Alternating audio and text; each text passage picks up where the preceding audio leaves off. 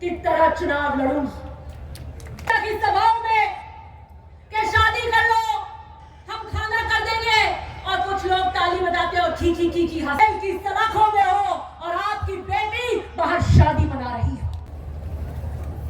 24 साल की उम्र थी मेरी, आज 39 है। शहरों की बेटी शहर होगी, हालत होती है। या आप शहर में बैठकर शहरी मंत्री जो बन गए हैं, आप नहीं कर सकते कि क्या उस गांव की व्यवस्था की होती है, कितनी जरूरत होती है गांव की, उस ढाणी को, उस रोड की। आज अगर 70 साल बाद हम वो रोड तक नहीं दे सकते, तो फिर हमें नेता होने की बात नहीं करनी चाहिए। अनिवा जो भी है, हम रोड नहीं देंगे। मैंने फिर कहा, मैंने कहा ये ऐसे मानने वाले नहीं है। आ जाओ दिव्या विधानसभा के पटल पर, ओसिया की जनता के प्रति कर्तव्य है और किसी के प्रति नहीं है।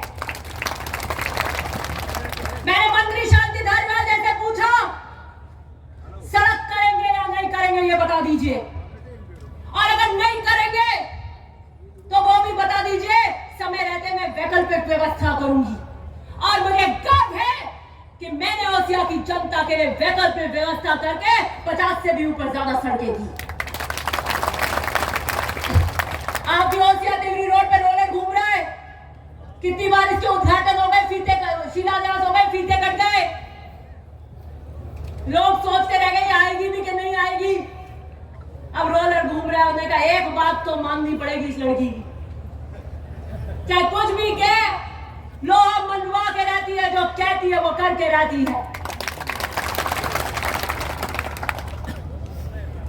कानून व्यवस्था की बात आ जाए तो मैंने कहा था मैं ओसिया को भय मुक्त वातावरण दूंगी, मैं गुंडा राज खत्म करूंगी, और जातिवाद से ऊपर उठकर गुंडा राज खत्म करूंगी। ये बात मैं आपको कह रही हूं। गोपासरिया वाले आए क्या कोई? आड़ो चौराहे माता जानो हारो नहीं आ रहा, ठीक है नहीं?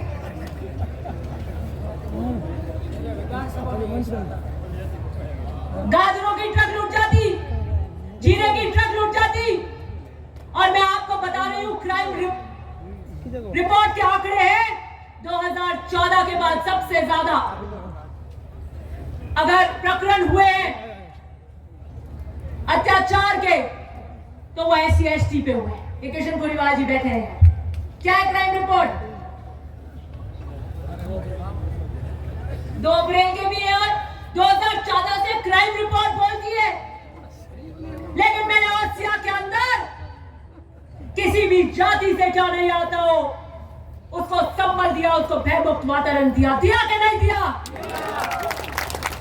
एक विश्वास था कि दिव्या है तो हम निडर हैं, दिव्या है तो हम बेखौफ हैं, दिव्या है तो हम सुरक्षित हैं। ये वातावरण हमने बनाया 5 साल के अंदर, और जातिवाद से ऊपर उठकर बनाया।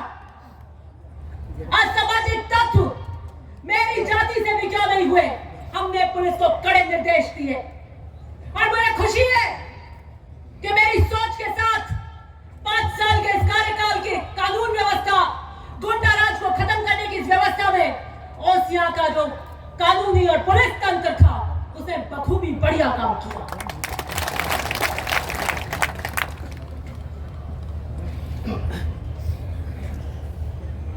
हमारा काल 5 साल का बेमिसाल कार्यकाल रहा। विपक्ष के पास कोई मुद्दे नहीं है। वो कह रहे थे कि आप बताइए, आप ये खड़े हैं, यूट्यूबर्स हैं, ये बहुत इंटरव्यू लेते हैं, कि बताइए दिव्या मदेना के साथ चुनाव की टिकट मांग रहे हैं, आप उनके सामने क्या विजन लेकर जाएंगे ओसिया की जनता को? क्या काट होगी दिव्या मदेना के काम की? तो उन्होंने कहा गिना नहीं सके, पर विजन रख नहीं सके। एक ही बात कही कि काम तो कराए लेकिन अपने लोगों के कराए। मैं पूछना चाहती हूं, क्या वो सड़कें भारतीय जनता पार्टी की क्या गाड़ियां उन सड़कों पर नहीं चलेंगी? क्या वो पीली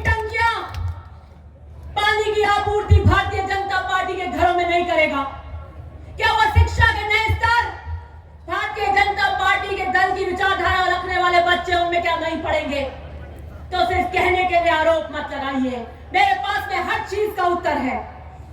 हमने एक बड़ी मांग तिवरी के अंदर SC/ST छात्रावास की थी, 25 साल से ऊपर थी, बहुत बड़ी मांग थी। हमने इस कार्यकाल में उसको पूरा किया। 25 साल से लंबित मांगों को हमने आकार दिया। अच्छा, ओसिया में भी ये कहने मुझे ध्यान नहीं था कि इससे पहले जो छात्रावास बनाया वो महिपाल जी मदेरणा ने बनाया। अब एक ओसिया और तिवरी, एक महिपाल जी मदेरणा ने ओसिया में बनाया और मैंने उसी क्रम को आगे बढ़ाते हुए आपकी वोट की टंकार से दूसरा तिवरी में बनाया। OPS लागू करी मुख्यमंत्री जी ने और सरकारी कर्मचारियों को एक तोहफा दिया, उनको एक सुरक्षा का भाव दिया।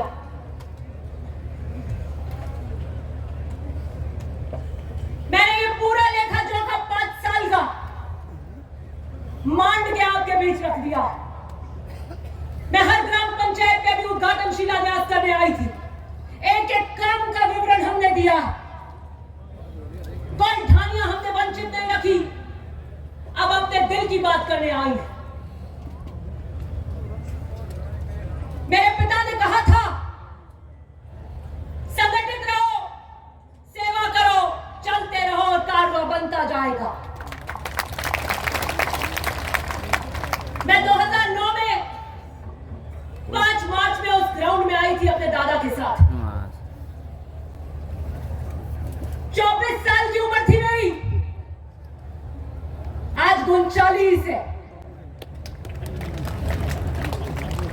24 साल की उम्र में मैं आई थी।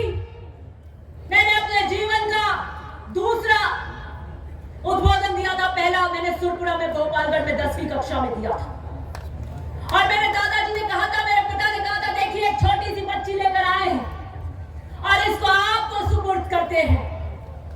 अब ये तैरेगी कि डूबेगी ये आपके हाथों में है। हम हमारी बेटी अब आपको दे रहे हैं।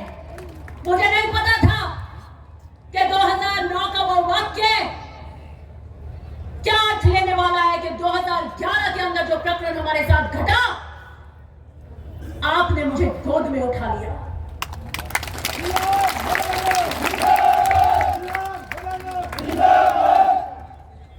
कभी सूर्य की इतनी सी किरण की तपिश नहीं हुई मुझे। मैं पलकों पर बैठी ऐसे मुझे परवरिश दी। कांटा नहीं चुभा मुझे कभी जिंदगी में। राजनीति का राह सीखी नहीं थी कि पता लगा ताश के पत्थरों की तरह मेरा घर बिखर गया। सारी जिंदगी उथल पुथल हो गई। लेकिन मेरे पिता ने कहा था कि अपनी बेटी आपको देकर जा रहा हूं। मुझे याद भी नहीं था वो वाक्य। आपने रातों रात मुझे गोदियों में उठा लिया, पलकों पर बिठा लिया कि हम खड़े हैं दिव्या तेरे साथ में। जब तो मैं आपके यहाँ MLA का चुनाव लड़ने में नहीं आई थी कि हम खड़े हैं परिवार के रूप में चट्टान बनकर। मैंने उस वक्त विचार किया। मैं मेरे पिता से मिलने गई 3 दिसंबर 2011, मुझे आज भी याद है। उनको जैसी किया गया और मैं और मेरी माता जी और हम मिलने गए। अपने आप को मैंने खड़ा किया और मेरी मम्मी को कहा कि एक भी आंसू नहीं आना चाहिए आंख में। उनको लगना नहीं चाहिए कि उनका परिवार उनके बिना बाहर क्या करेगा। हमें अद्भुत साहस का परिचायक बनना है। और मेरे पिता जोश के साथ और जुनून के साथ मुस्कुराते हुए आए, मुझे गले लगाया और मुझे कहा, दिव्या जिंदगी के नए रण के लिए तैयार हो जाओ, कमर कस लो, अब तुम नई जिंदगी का नया सफर तय करोगी। 3 दिसंबर 2011 मैं घर गई और मेरे बिस्तर से मैंने कहा, अगर वो गिरते पे नहीं सो रहे हैं, मेरे पिता अगर गिरते पे नहीं सो रहे हैं, तो धिक्कार है कि मैं गिरते पे सोऊं। मम्मी को पता भी नहीं है, मैं नीचे जमीन पे सो गई अपने कमरे।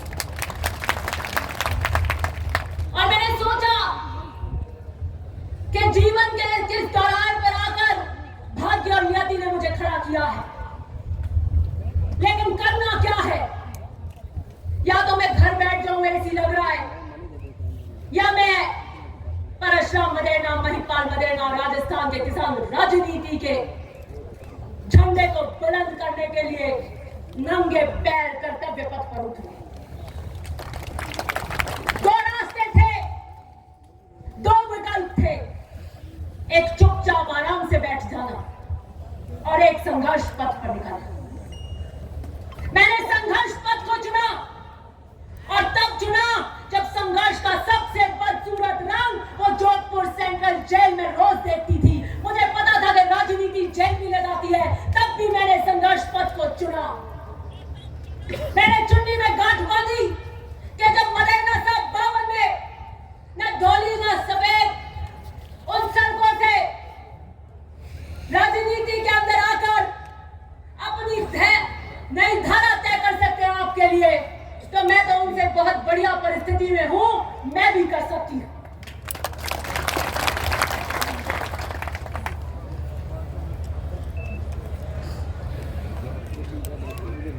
और मैंने आपके बीच में संवाद बनाए रखा, मैंने काम किया आपके बीच में हर परिस्थितियों के बावजूद। और 2018 के अंदर आपने मुझे आशीर्वाद के रूप में विधानसभा में भेजा।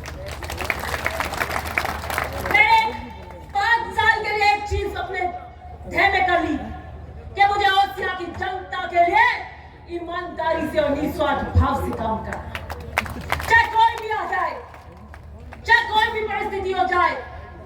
और मैं वो काम सही तरीके से कर रही थी। और कैसे पता लगता है मुझे कि मैं वो काम सही तरीके से कर रही थी?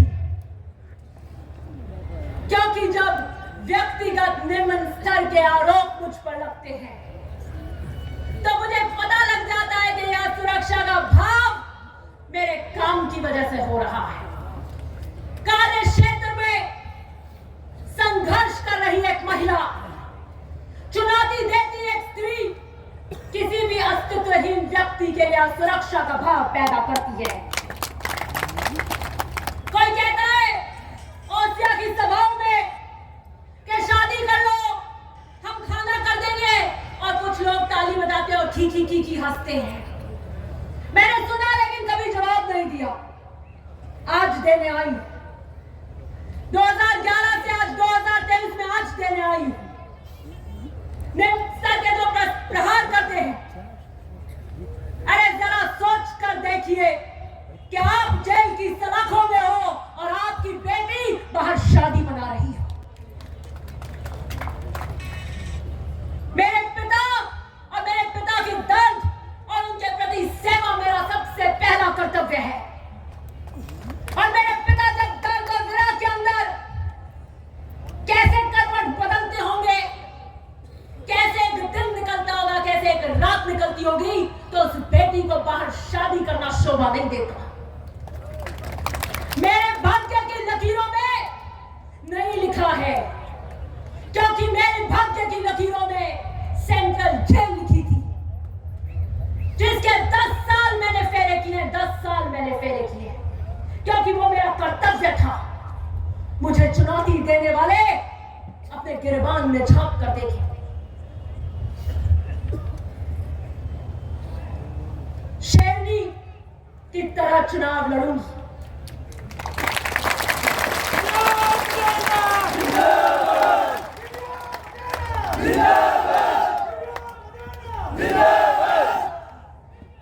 राजनीति के किसान सूरमाओं की बेटी हूं, महिपाल मदेना की बेटी हूं, शेरों की बेटी शेरनी आई होगी।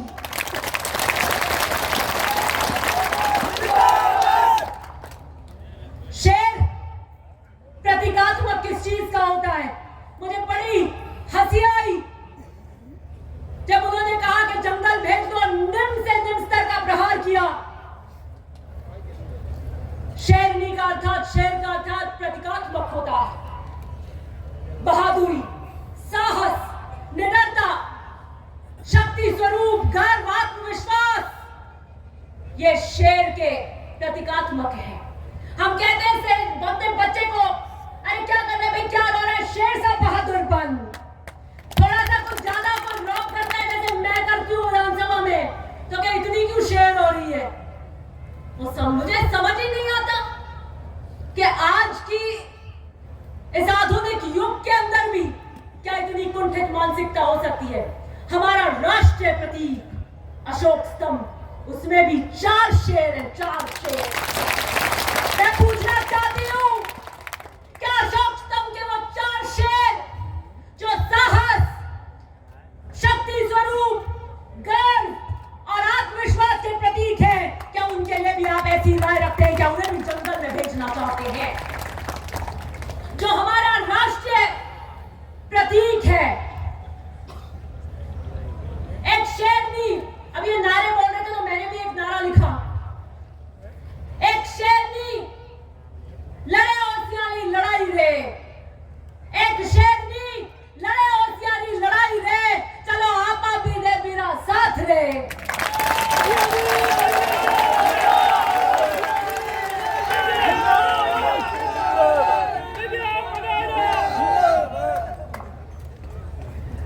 शेरनी भूखी है, शेरनी प्यासी है, शेरनी को जंगल में भेजो, शेरनी शेर के साथ ही रहती है, खींची खी वहां भेजो।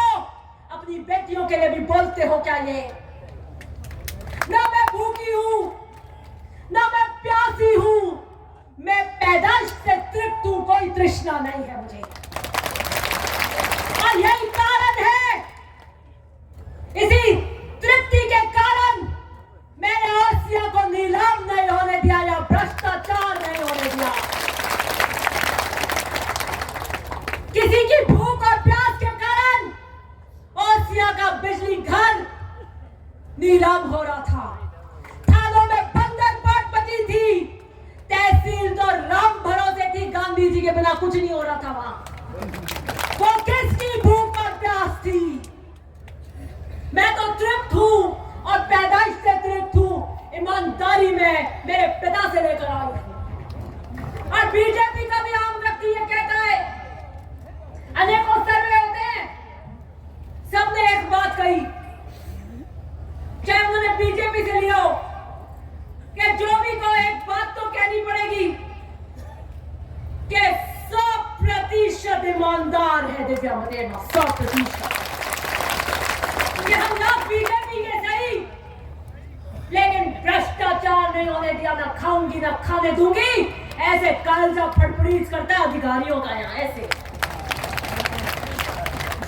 पुलिस केस हो जाता है कोई डोडो वोडो का, जाते हो आप, कहते हो कुछ कर लो, ओके बाप जी माफ करो, पर शेरनी ने ठा पड़ जाती, मार तो ऐसा सितारा उतार दे।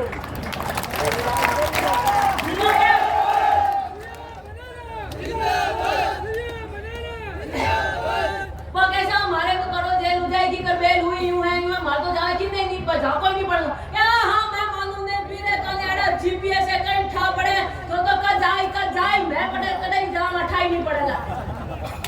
मैंने आसिया के अंदर 101% भ्रष्टाचार के ऊपर अंकुश लगाया और किसानों का राज स्थापित किया, और किसानों की बेटियां भूखी प्यासी नहीं होती। और जो बेटियों को घेरते हैं उन्हें जमाना देख रहा है, जमाना देख रहा है, मर्यादा को तार तार कर जो कर रहे, समय लिखेगा उनका भी अपराध, समय के काल चक्र पे वो भी लिखेंगे। युद्ध भूमि के भी नियम होते हैं। महाभारत के उस 18 दिन के युद्ध में आज ये मान लेना कि ये महाभारत का युद्ध हो रहा है, आपकी बेटी के लिए हो रहा है। अगर आपने अपनी बेटियों को नहीं बचाया तो आने वाली पीढ़ियों की बेटियों को ऐसे ही घेरा जाएगा, ऐसे ही घेरा जाएगा। आने वाली पीढ़ियों की बेटियां कभी खड़ी नहीं होंगी, वो कहेंगी एक खड़ी हुई थी मारवाड़ की धरती में दिव्या मदेरणा, कैसे घेरा था उसको मर्यादा से। अब मर्यादित शब्दों के बाण मारे थे, लेकिन वो अभिमन्यु की तरह खड़ी रही, उसने चक्रव्यूह तोड़ा। मैं नए युग की अभिमन्यु, मैं नए युग की अभिमन्यु चक्रव्यूह भेदना जानती हूँ, जीतना भी जानती। युद्ध भूमि के अंदर भी स्त्रियों पे, बच्चों पे और सूर्यास्त होने के बाद प्रहार नहीं किया जाता था, लेकिन यहाँ कोई मर्यादा नहीं है। समय कब लिखेगा उनका अपराध? अपने पिता की घड़ी पहन कर आई हूं। ये घड़ी उन्होंने मुझे जब ऑपरेशन करने जा रहे थे, मेरी मम्मी है बंबई के अंदर, तो उन्होंने मुझे कहा 3 चीज लेके आना दिव्या जब मैं ऑपरेशन थिएटर से आ जाऊं। उनको पता था कि वो अगले 48 घंटे के लिए सेडेशन में रहेंगे क्योंकि बहुत 11 घंटे का बड़ा ऑपरेशन था। उन्होंने कहा एक पेन, पेपर और मेरी घड़ी लेकर आ। और आप सोच नहीं कर सकते कि ऑपरेशन के बाद रात को 8 बजे वो थिएटर से निकले, सुबह 8 बजे जब उन्हें होश, मतलब सेडेशन में थे, भारी सेडेशन के अंदर, उन्होंने आंखें खोली, मुझे देखा और पहली चीज कही दिव्या घड़ी लाई, घड़ी घड़ी। और मैंने उनको घड़ी उनकी कलाई पे पहनाई। या आईसीयू के अंदर फिर उन्होंने अपनी नींद में ऐसे पेन पे लिखा और नर्स को लिख रहे थे। नर्स ने कहा घड़ी साइड में बांध देती हूँ। उन्होंने कहा नहीं सिस्टर, ये घड़ी है समय के इस चक्र पे, और सेडेशन में थे, इसकी एक होलिस्टिक अप्रोच होती है, मतलब इसकी एक